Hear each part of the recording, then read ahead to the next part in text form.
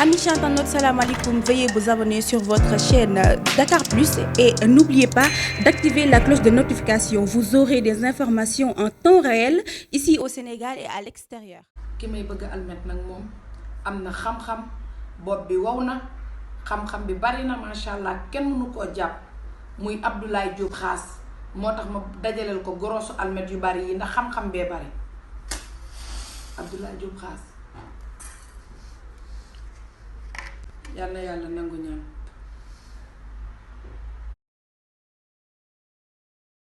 ki may bëgg almet nag moom am na xam-xam bopp bi wow na xam-xam bi bari na macha allah kenn mënu koo jàpp muy Abdoulaye Diop Khass moo tax ma dajaleel ko gorosu almet yu bari yi ndax xam-xam bee bari Abdoulaye Diop Khass yal na yàlla nangu ñaan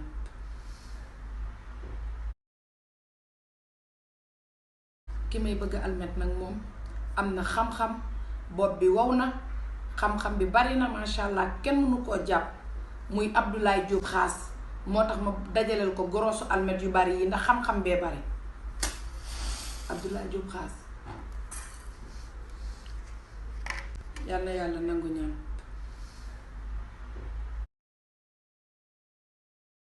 Amis internautes, salam alaikum. Veuillez vous abonner sur votre chaîne Dakar Plus et n'oubliez pas d'activer la cloche de notification. Vous aurez des informations en temps réel ici au Sénégal et à l'extérieur.